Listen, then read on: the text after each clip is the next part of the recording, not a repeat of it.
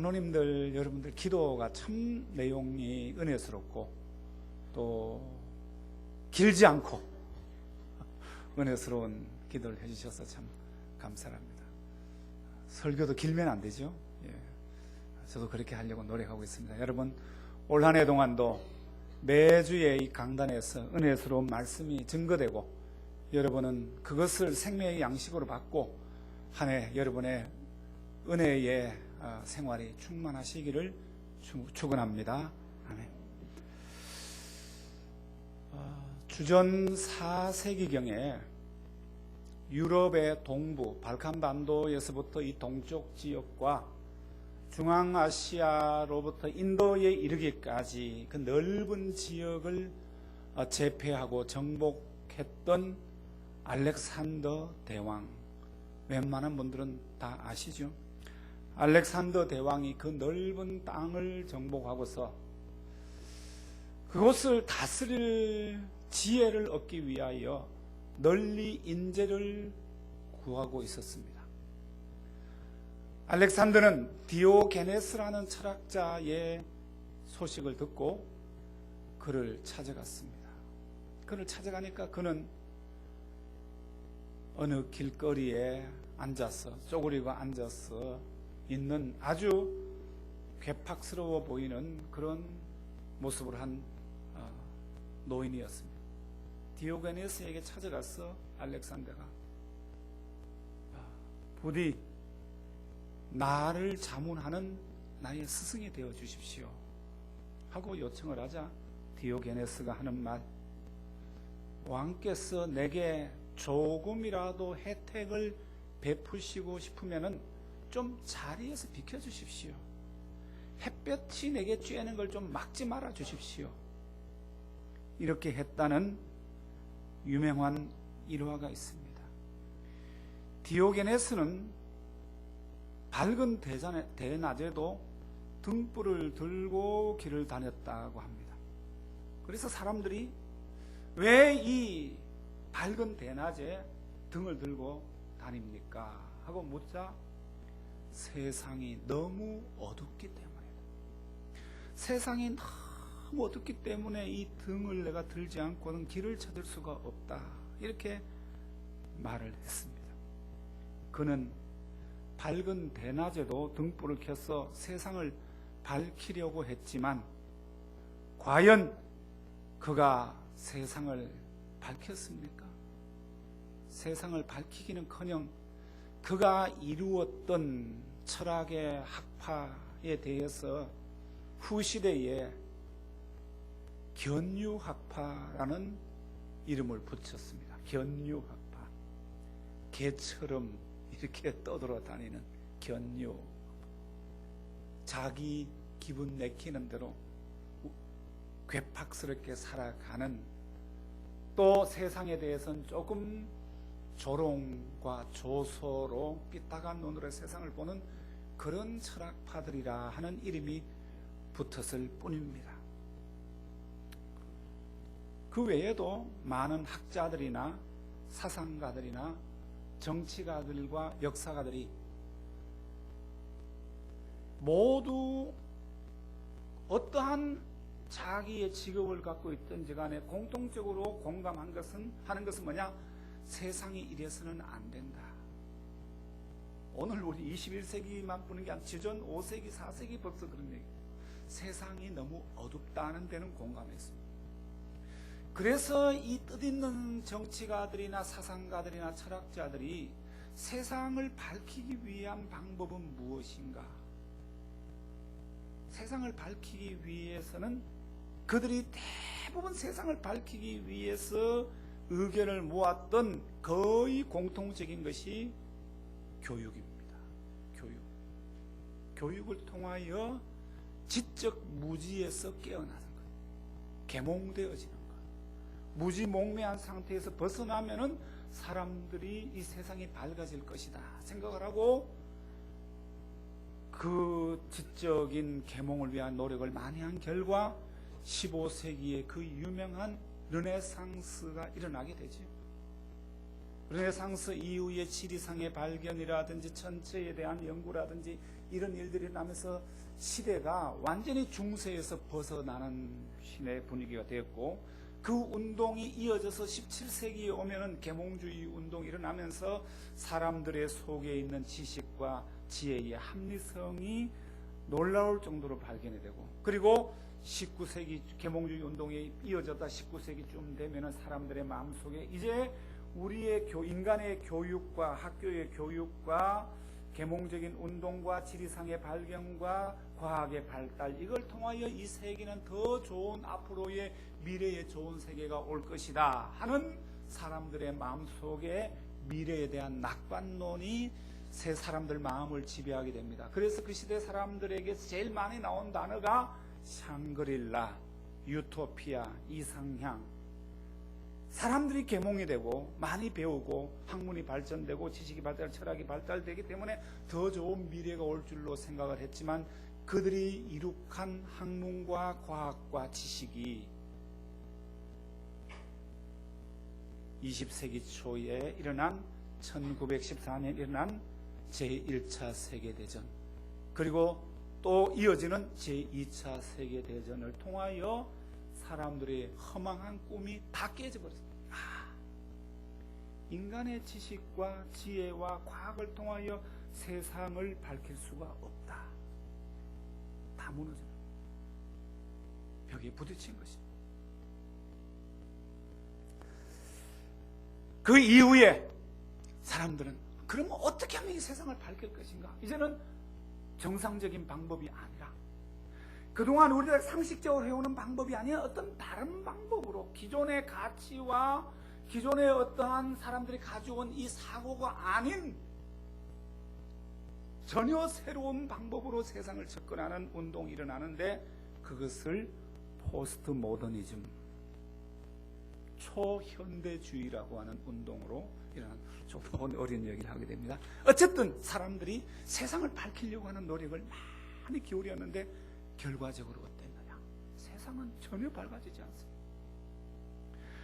여러분들 밤에 올림픽 대로에 차를 타고 쫙 다녀보면 그 다리마다 그 찬란한 밤의 야경, 다리에 불을 붙여놓고 이렇게 불을 밝히고 아름다움을 뽐내고 한강의 야경을 비추고 있지만, 사람들의 마음은 더 어두워지는 것이 우리의 현실입니다. 모두 다 이구동성으로 세상이 어둡다, 이렇게 얘기하고 있어요. 예수님도 똑같이 진단을 하셨어요. 세상은 어둡다, 어둡다. 예수님도 세상을 어둡다고 보셨는데 예수님의 처방이 다른 것입니다. 세상이 어두운 이 어두운 세상에 대한 예수님의 처방은 바로 14절에 바로 직접적으로 처음부터 결론을 내리고 있습니다. 너희는 세상의 빛이라. 너희가 빛이 되어야 된다. 너희가 빛이 되어야 된다. 예수님 그렇게 했어요. 그럼 예수님이 너희라고 한 사람들은 누굽니까? 물론 예수님이 말씀하신 이후에 2000년이나 지난 우리 오늘의 성도일 수도 있고 중세기에 살았던 성도일 수도 있지만은, 이 예수님이 너희라고 한 사람들은 1차적인 당사자는 예수님이 이 말씀을 하실 때 예수님의 육성을 듣고 예수님의 모습을 실제로 육안으로 보고 예수님의 육성을 들었던 바로 그 자리에 있던 무리들이, 그 무리들이 누구냐? 4장을 보면 그 사람들이 누군지 나와요. 4장 23절, 예수께서 온 갈릴리에 두루 다니시사 그들의 회당에서 가르치시며 천국 복음을 전파하시며 백성 중에 모든 병과 모든 약한 것을 고치시니 그 소문이 온 수리아에 퍼진지라 사람들이 모든 앓는 자, 각종 병에 걸린 자, 걸려서 고통당하는 자, 귀신 들린 자, 간질하는 자, 중풍병자를 데리고 오니 그들을 고치시더라. 온갖 질병, 불치병, 세상에 절망한 사람들, 고통당하는 사람들, 희망이 없이 살아간 사람들이 예수께로 나와서 병도 고치고 인생의 방향도 샀고 예수님을 만나고 그때부터 예수를 따라다니던 그 사람들을 향하여 예수님께서 너희는 세상의 빛이다, 이렇게 말씀합니다. 그들이 세상에 대단한 철학자도 아니고 대단한 영향력을 미치는 위치에 있는 그런 사람도 아니고 절대적으로 사회적으로 사회의 신분이 높은 사람도 아니고요. 그저 세상의 무지렁이 같은 사람들인데 그들을 향하여 너희가 빛이다. 교육 많이 받고 높은 지위에 있고 남들이 부러워하는 그런 위치에 있는 사람이 아니라 있는지 없는지 모르는 세상에 그런 사람들인데 너희가 빛이다. 너희가 빛이다. 그들이 빛이 될 수가 있는 사람들입니까? 없습니다. 빛이 도저히 영향력을 미칠 수 있는 빛에 위치 못한 사람들. 그런데도 불구하고 예수님이 그들을 빛이라고 했습니다. 왜 그들이 빛이 될 수 있습니까? 예수님 때문에 빛이 되는 거예요. 여러분, 이 세상에 빛은 두 종류가 있습니다. 하나는 발광체가 있습니다. 스스로 빛을 만들어내는 빛이 있습니다. 태양이죠. 태양은 스스로 꺼지지 않는 그 빛을 계속해서 빛과 에너지와 열을 발산해냅니다. 스스로 그걸 만들어내는 발광체. 그 발광체가 바로 그리스도 예수입니다. 사도 요한은 예수님을 가리켜 소개하기를 참빛 곧 세상에 와서 각 사람에게 비치는 빛이라고 예수님을 소개하고 있습니다. 구약에서도 예수님을 소개하고 예언하기를 말라기 선지자는 나의 이름을 경외하는 너희에게는 의로운 해가 떠오를 것이다. 그 의로운 해가 예수 그리스도를 상징하는 것입니다. 예수님은 바로 이 의로운 해요 빛인 분.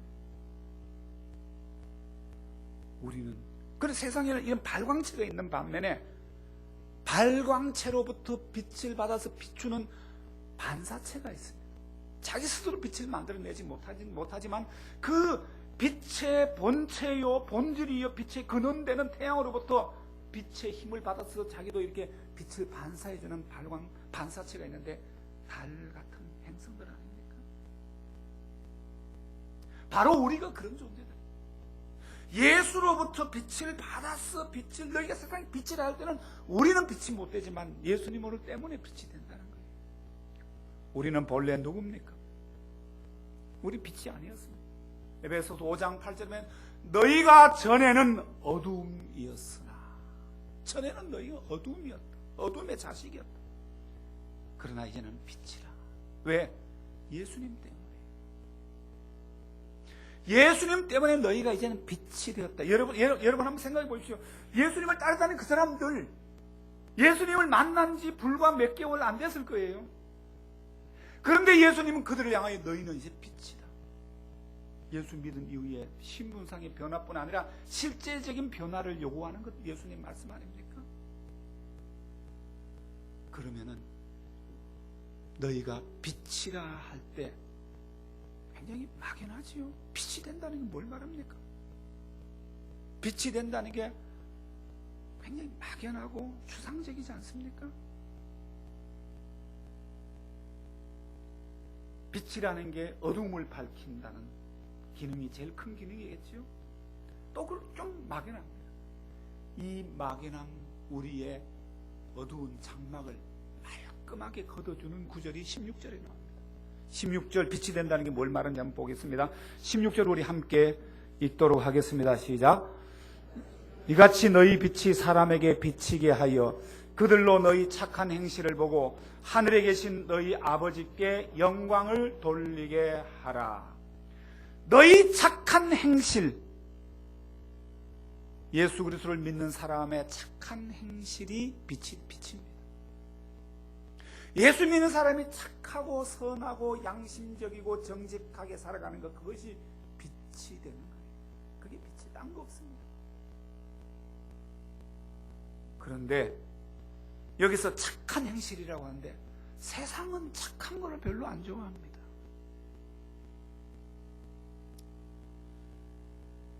여러분, 사윗감을 고를 때 착한 사람을 고릅니까? 유능한 사람을 고릅니까? 유능한 건 기본이요. 착하면 더 좋지. 착하기만 하면은 뭡니까? 내 딸 굶긴다.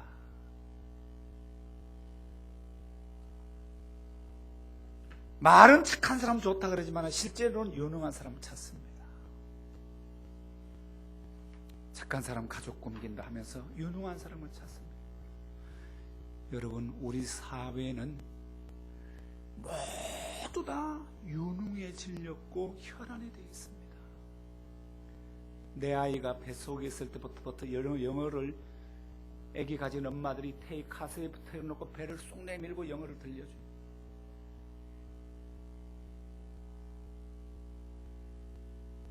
영어 유치원에 내가 지난주 신방 가서 들으니까 영어 유치원이 200만 원씩 하는 영어 유치원이 있대요. 유치원 보내. 왜? 남들보다 더 유능해지려고 하는. 여러분, 우리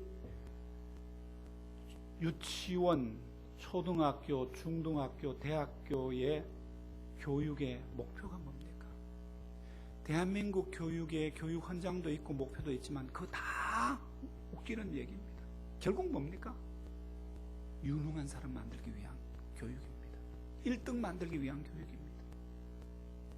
학교에서 공부 상금 한 10% 이렇게 못 들면은 선생님도 걔들 아주 우습게 보는 겁니다.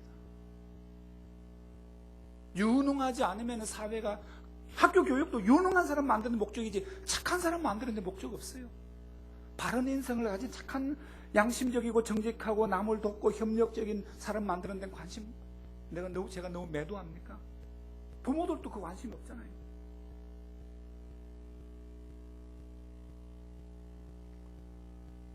그런데 최근에 사회 문제가 터집니다. 군에서도 군에 보냈는데 아이가 죽어나오죠. 여기저기서 성범죄가 저질러지죠. 살인이 이루어지지요. 돈 때문에 엄청난 사건들이 터지지요. 또 그것이 그 연령이 점차 어려지고 젊어지니까 우리나라 교육을 담당 책임 맡고 있는 교육부 같은 데서 비상이 걸려요. 야, 교육이 이렇게 나가서 안 되겠다 해서 최근 한 2, 3년 전부터 우리나라 교육의 전체적인 틀이 하나의 이 방향이 인성교육을 강조한다는 쪽으로 강화시키기 시작했습니다. 그래서 인성교육실천연합회라고 하는 그런 어떤 기구를 만들고 유치원에서 인성교육을 잘하는 유치원을 한번 선발을 하고 초등학교도 그런 걸 찾고 이렇게 해가지고 했는데 저희 집사람이 원장으로 있는 그 유치원이 전국에서 1등을 상도 받았어요. 돈도 받고. 뭐 제가 그 얘기를 하려고 하는 게 아니고 지금 그 방향으로 가고 있어요. 이거 아니다. 인성이라는 게 뭡니까? 정직하고 착하고 양심적이고 남들과 소통을 잘하고 남들을 잘 섬기고 이게 인성, 사람의 좋은 성품을 만들어가는 목적이 방향이지 않습니까? 그런데 여러분, 참 우스운 게 뭐냐? 인성이 중요하다 하면서 그러면 인성을 잘 개발시킬 수 있는 학문이 대학에서 기초학문이 뭡니까? 인문학이에요. 인문학의 핵심이 역사와 철학입니다. 그런데 교육부에서 인성교육을 강조하면서 한편으로는 역사와 철학, 문학 같은 학과는 지금 통폐합을 추진하고 있습니다. 왜? 취직이 안 된다니, 졸업해도. 그래, 한쪽으로는 인성을 강조한다 그러면 한쪽으로는 인성 강조하고 하기 위해서 만들어진 학과를 폐쇄하는 이 조치를 방향으로 나가고 있다. 우리가 여기 믿고 교육을 맡길 수 있겠습니까? 그냥 사회가 이런 현상이 나오니까 이거 뭔가도 실적이라도 내고 사람들한테 조금이라도 뭐 우리가 노력하는 걸 보이겠다 싶어가지고 인성교육 하는 건 그런 방향 가지 실제적인 것은 그걸 폐지하는 거예요. 여러분, 유능한 사람 만들기 위한 노력, 대학도 다 그걸 만들고, 그러니까 초등학교는 미리 좋은 학교, 또 중학교, 고등학교는 대학 들어가기 위해서, 대학은 좋은 직장, 대기업에 들어가기 위한 스펙을 쌓기 위한 다 공부가 되어버렸잖아요. 스펙을 쌓기 위해서, 유능한 사람을 되기 위해서 내가 이만큼 유능하다는 것을 수치로 보여주는 게 스펙 아닙니까? 그걸 위하여 피눈물 나는 노력을 지금 기울이고 있습니다. 그런데 그러면서 인성은 황폐해갑니다. 착한 사람은 없어지는 거예요.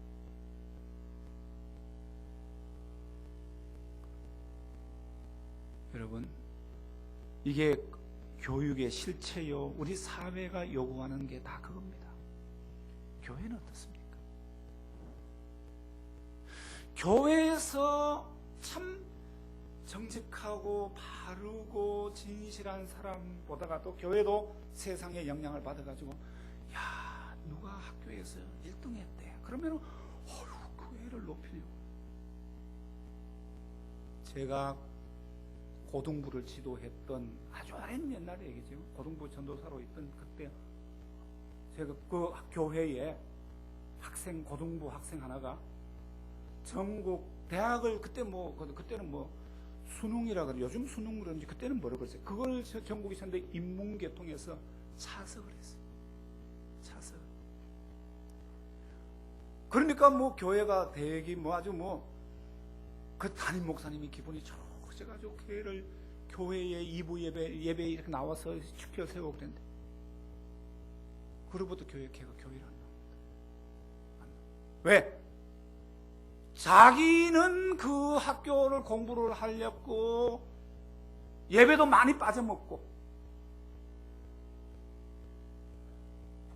이랬는데, 예배를 꼬박꼬박 드리고 성적이 안 좋은 애는 오히려 그런 애를 칭찬해야 되는데, 예배를 빠져먹고 좋은 성적이 아니라 자기를 이렇게 높이는 이런 교회는 잘못돼야 됩니다. 진짜 똑똑한 애 보니까 교회를 떠났어. 여러분, 교회는 세상에 어떤 회사를 다니느냐, 어떤 대학을 다니느냐, 공부를 얼마나 잘하느냐, 이런 눈으로 사람을 봐서 안 됩니다.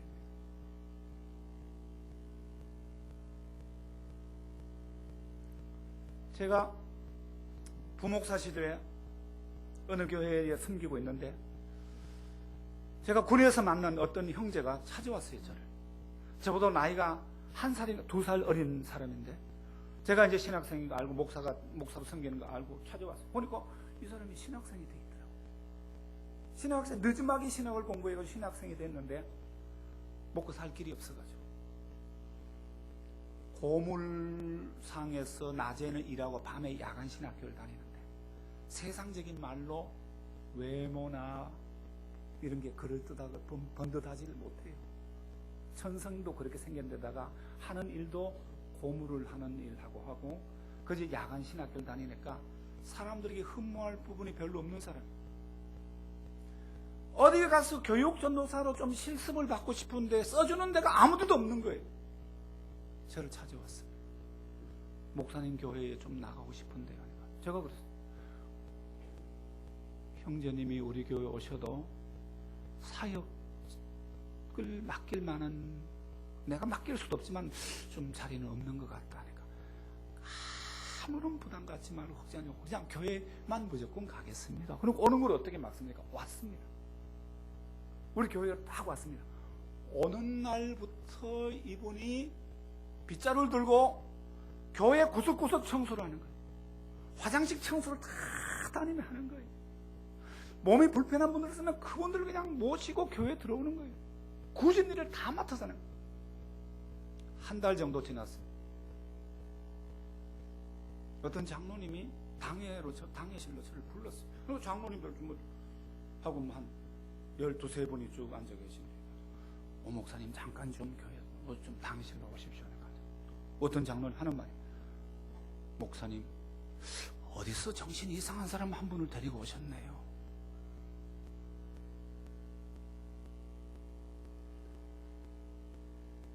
어디서 정신이 이상한 사람 한 사람 데리고 왔다.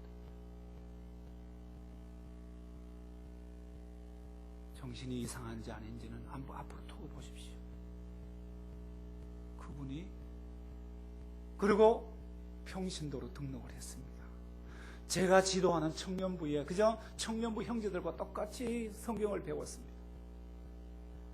제가 그 교회를 사임을 할 때, 제가 영국에 공부를 하러 떠나면서 그 교회에 사임하면서 청년부를 사임을 할 때 담임 목사님이 저보고 물었어요. 목사님 후임으로 생각해 놓은 분이 있습니까? 그분을 좀 세우면 어떻겠냐. 청년들 의견을 물으니까 청년들이 쌍수를 들어 환영을 했어요. 그분이 누군지 저 가순자 집사가 압니다. 지금 누가 얘기할지 모를 거예요. 저분은 지금. 이분이 우리 교회가 지금 돕고 있는 동해안중앙교회의 조용수 목사. 그 동해안으로 내려가서 어렵고 힘든 사람들을 이렇게 섬기고 돕는데, 그저 어디서 외부에서 선교비를 보내면은 정말로 남을 다 도와줘요. 남을 다 도와줘요. 자기가 더 어려운 교회를 찾을 수 없고 그렇게. 어느 날 군청에서 좀 오라고 해서 갔어요. 군청에서 왜 오라 그러지? 가니까 동네 주민들이 표창상신을 했어요. 표창상신이 뭔지 모르는 거예요. 그래서 그 군수한테 상을 받아가지고. 빛이 된다는 것이 사람들에게 착하다는 인정받는 것 아닙니까? 진실하고 양심적이고 남을 섬기는 사람이라고 인정받는 것 아닙니까? 뭐 번듯한 뭐 이름 있는 날마다 신문지상 이름 모르는 애들은 그런 목사 되는 거 아니잖아요. 사회의 높은 자리에 대기업에 취직하고 아주 뭐 남들이 부러워할 만한 그러한 어떠한 자리에 올라가는 거 아니지 않습니까? 우리는 그렇게 되면 뭐 되지만 하나님 그 눈이 그렇지 않으시더라고요.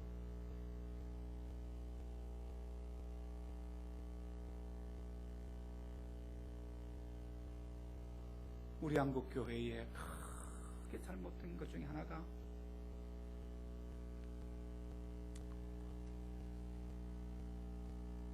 행함 없는 믿음의 문제입니다. 행함 없는 믿음. 예수님은 너희가 빛이라고 했는데 빛이 하나도 없어요. 행함 없는 믿음의 문제. 그래서 우리 중에 오랫동안 우리 한국교회를 망쳐놓은 구호 중에 하나가 믿음으로 구원받고 행함으로 상급받는다. 여러분도 많이 들어봤죠? 이거 아주 한국교회를 망친 구호거든요. 루터가 종교개혁을 하면서 솔라 피데, 오직 믿음으로만이라고 하는 슬로건을 내세웠는데, 거기서 왜 루터가 오직 믿음으로만이라는 구호를 내세웠는지에 대한 그 배경과 그 시대상은 전혀 생각하지 않고 그 문장 하나만 따온 거예요. 그래, 믿음만 있으면 구원. 루터가 그렇게 말할 때 그 중세 말기의 사람들은 어땠습니까? 구원을 행위로 받는 줄 알았어요. 착하게 살고 남을 고아를 많이 구제하고 수도원에 많이 기부를 하고 죽을 때 자기 돈 하나도 남기지 않고 다 남을 위해서 해야 구원받는 줄 알고 그렇게 살았던 사람. 그러니까 착하게 살고 바르게 사는 데에서 뭘 그렇다고 사는데 그렇게 도덕적으로 선하다는 뜻은 아니고, 그렇게 생각하고 있던 시대에 그것이 아니라 믿음으로 구원받는 것이지 여러분의 착한 행실로 구원받는 게 아니라는 걸 강조하기 위해서 그렇게 했던 말 아닙니까? 근데 우리는 그 시대상을 빼버리고 그 문장 하나만 따가지고 우리는 착한 행실도 없이 도덕적 선함도 아무것도 없으니 그냥 그것만 따니 얼마나 우리 신앙이 잘못되고 있습니까? 근데 우리 한국교회만 문제가 아니라 루터의 이 구호가 사실은 독일 교회를 망쳐버렸어요. 루터 종교개혁 이후에 100년, 150년 지났을 때 독일 교회가 어떻게 됐느냐? 그 이후에 독일에는 30년 전쟁이라는 전쟁이 일어나서 독일 인구의 3분의 1이 죽었습니다. 길거리에 고아들이 즐비합니다. 과부 전쟁구 미망인들이 아주 넘쳐납니다. 거지들이 때를 이루고 산업이 다 피폐해졌어요. 그런데 교회는 오직 믿음으로 하면서 사회의 눈을 다 가려버리고 교리와 이 신앙만 붙들고 있습니다. 그걸 가지고 그때를 가리켜서 독일 루터파 정통주의라고 합니다. 정통이 아니라 깡통이에요. 망쳐버린 거예요. 그때 이게 아니다. 성경이 가르치면 이게 아니다. 성경으로 돌아가자. 성경을 행함 없는 믿음이 죽은 것이라고 했다. 그것을 하면서 그것을 실천하는 운동이 일어났는데 그 운동을 경건주의 운동이라고. 그러면서 독일 교회가 살아나기 시작하잖아요. 여러분, 오늘 우리에게 필요한 것이 바로 이렇게 행함을 수반한 신앙, 착하게 살아가는 신앙, 들은 말씀을 한 말씀이라도 붙들고 한 주간 한 실천을 보려는 이런 신앙으로 살아갈 때 우리가 빛의 자녀가 되는 것 아니겠습니까? 빛의 열매가 나타난 것 아니겠습니까? 여러분, 예수님께서 다시 말씀하십니다. 너희가 세상의 빛이다. 빛의 자녀로 행하라고 말씀하고 계십니다. 이 말씀을 붙들고 우리가 대단하지 않더라도 한 주간의 말씀을 하나로 붙들고 살아가면서 빛으로 행하는 여러분들 되시기를 바랍니다.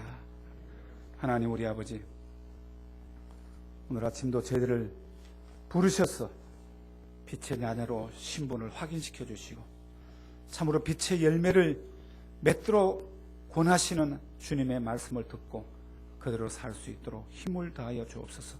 저희들 스스로는 빛의 자녀가 될 수 없사오니 그리스도와의 관계에서 이 열매를 맺을 수 있도록 인도하여 주옵소서. 예수님 거룩하신 이름으로 기도드리옵나이다. 아멘.